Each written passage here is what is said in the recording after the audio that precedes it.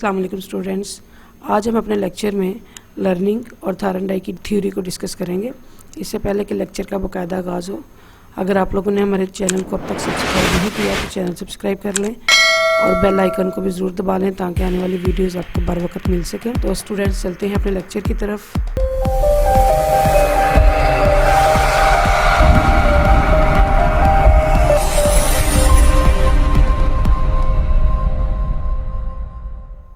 Welcome back. आज हम discuss करने लगे हैं लर्निंग। सबसे पहले हम देखते हैं meaning of learning. All the conclusion derived from experience direct और indirect bring about a change in the behaviour of the individual. यानी इंसान जो ज़िंदगी में एक्सपीरियंस करता है, एक्सपीरियंस के नतीजे में उसके बिहेवियर में जो तब्दीली आती है वो तब्दीली लर्निंग कहलाती है। This changes in behaviour brought about by experience are commonly known as learning. जितनी भी चेंजिंग इंसान की बिहेवियर में आ रही है वो पॉजिटिव है या नेगेटिव है, वो सारी की सारी लर्निंग है। The act or experience of one that learner a computer program that makes learning. इसके साथ इंसान जो नई स्किल सीखता है, जैसे वो कंप्यूटर को ऑपरेट करना सीख रहा है तो ये भी लर्निंग कहलाएगा। किसकी नॉलेज सीख रहा है, स्किल कोई हासिल कर रहा है तो वो भी लर्निंग में ही आएगा। ये डेफिनेशन जो लर्निंग की डिफरेंट मौक़ों पे की गई वो किंग्सले ने और आर्गे ने की 1957 में। Learning is the process by which behaviour is originated or change through practice or training. यानी इंसान के रवैये में प्रैक्टिस या ट्रेनिंग के ज़रिए जो तब्दीली पैदा की जाती है वो लर्निंग कहलाती है। कि मैंने इसको डिफाइन किया 1961 में। Learning is a relatively permanent change in the behaviour potentially that occurs as a result of reinforce practice. यानी इंसान की ज़िंदगी में जो परमानेंट मुस्तकिल बुनियादों पर तब्दीली आती है वो लर्निंग कहलाती है, किसी भी एक्सपीरियंस के रिज़ल्ट के तौर पर।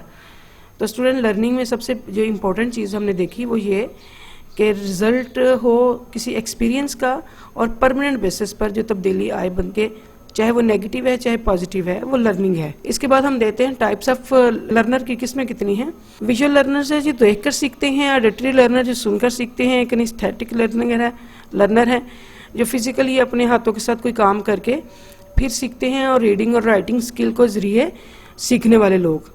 इसके बाद लर्निंग स्टाइल्स हैं कि हम किन किन तरीक़ों से सीखते हैं। विजुअल, ये ज़ाहिर बात है जो बंदा देखता है, एबिलिटी टू सीइंग और साइट, किसी भी चीज़ को देखने की जिसने एबिलिटी है वो एक लर्निंग स्टाइल है। ऑरल ऑडिटरी है, यानी कि सुनने के बाद रिलेटिंग टू द ईयर्स और सेंस ऑफ हियरिंग, सुनने के बाद जो बंदा सीखता है, बाज़ का तो वो चीज़ देख नहीं रहा होता, सुन रहा होता है, उससे भी उसकी लर्निंग हो रही होती है। अपनी एबिलिटी को यूज़ करता है, ज़ुबान की एबिलिटी को, यानी बोलता है, वर्बल तरीके से अल्फाज को एक्सप्रेस करता है, उसका एक्सप्रेस करना भी उसकी लर्निंग एबिलिटी है। इस तरह फिज़िकली अपने आर्गन्स को यूज़ करता है और सीखता है। लॉजिकली मैथमेटिक्स को सीखता है, मैथमेटिक्स के ज़रिए डिसीजन करना सीखता है। सोशल सोसाइटी में रहना और उसके असूल व ज़वाबत वो सीखता है, और बाज़ का तो वो अपने आप को तन्हाई में रख कर ज़िंदगी को इंजॉय करने की कोशिश करता है। ये भी एक लर्निंग स्टाइल है। इसके बाद हम देखते हैं फैक्टर्स अफेक्टिंग लर्निंग के कौन कौन से फैक्टर है जो लर्निंग पर इफ़ेक्ट कर रहे हैं। उसमें सबसे पहले factor associated with learner. Physical and mental health है, बेसिकल पोटेंशियल है, यानी कि लर्नर के अंदर जितनी भी खसूसियात हैं, जो उसका पोटेंशियल है, लेवल ऑफ इंस्पिरेशन है, वो किसी भी मोटिवेशन में अचीव कितना करना चाह रहा है, किसी भी गोल को किस तरह से अचीव करना चाह रहा है, और उस अचीवमेंट के लिए वो अपने आप को कितना तैयार कर रहा है, उसके अंदर विल पावर कितनी है, ये सब कुछ इसमें आ जाता है।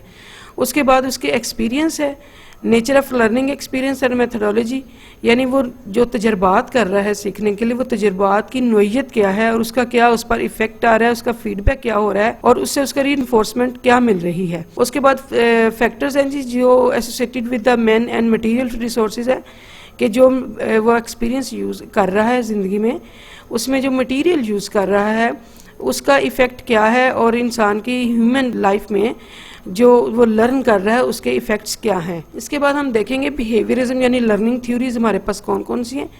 ट्रायल एंड एरर थ्योरी है, क्लासिकल कंडीशनिंग है एंड ऑपरेंट कंडीशनिंग है। इनमें आज के लेक्चर में हम लोग ट्रायल एंड एरर थ्योरी इसको डिस्कस करेंगे। ट्रायल एंड एरर थ्योरी या थायरॉइड की थ्योरी, इसके दो नाम हैं, ट्रायल एंड एरर या थायरॉइड की थ्योरी कहा जाता है। सबसे पहले हम देखेंगे कि थायरॉइड है कौन।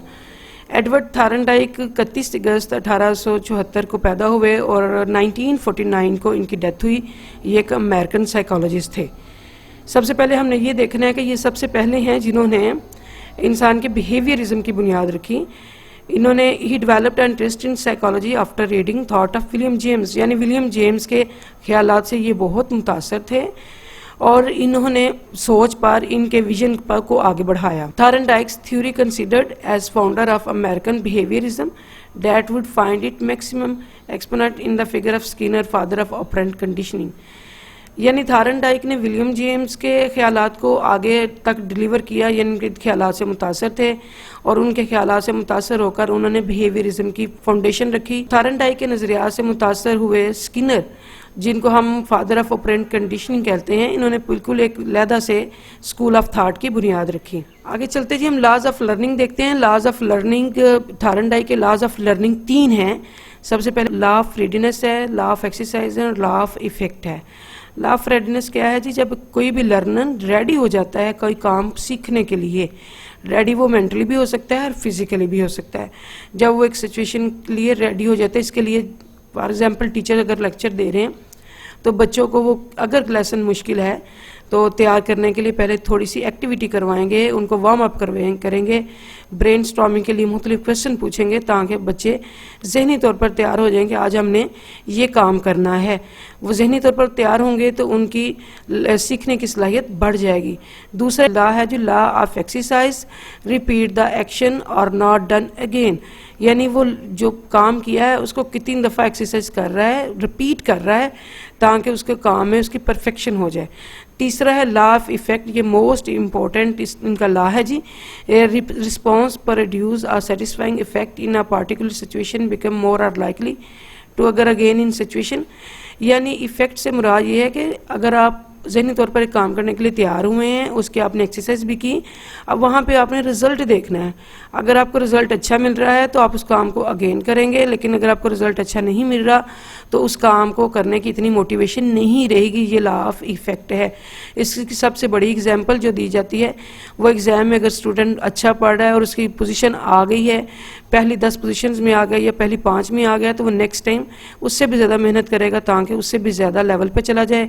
इसी तरह जो जॉबियन लोग हैं, अगर वो साल के एंड पर उनको प्रमोशन अच्छे तरीके से मिल रही है तो नेक्स्ट ईयर वो अपने काम को मज़ीद बेहतर करेंगे ताकि प्रमोशन किसी भी सूरत में वो हासिल कर सकें, या स्केल अप होने की सूरत में या फाइनेंशियली बेनिफिट की सूरत में।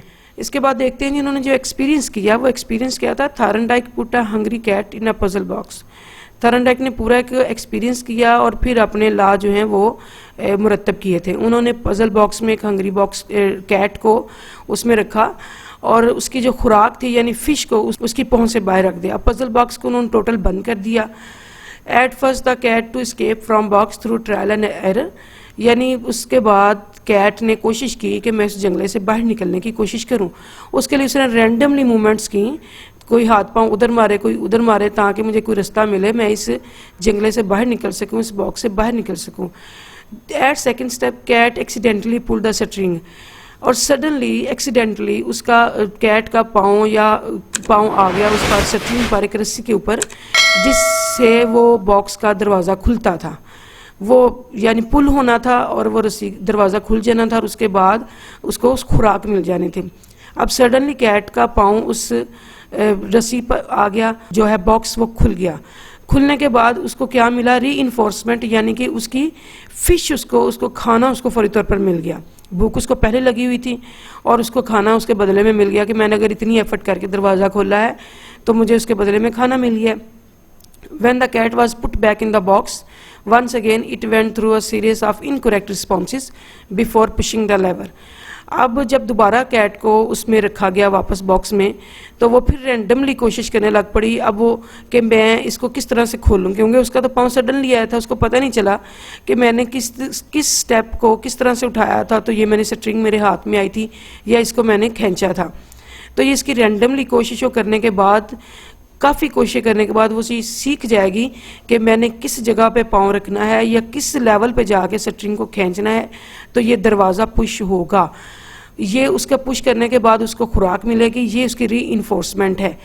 That the cat became progressively quicker at escaping with fewer errors, यानी थोड़ी सी गलतियों के बाद वो सीख जाएगी कि मैंने इस दरवाजे को इस तरह से खोलना है और फिर मुझे उसके बदले में खुराक मिलेगी। ये री-इन्फोर्समेंट का इनका बहुत बड़ा कंसेप्ट है कि इंसान कोशिश तभी करता है वो बहुत पॉजिटिव वे में जाके जब उसको री-इन्फोर्समेंट अच्छा मिल रहा है।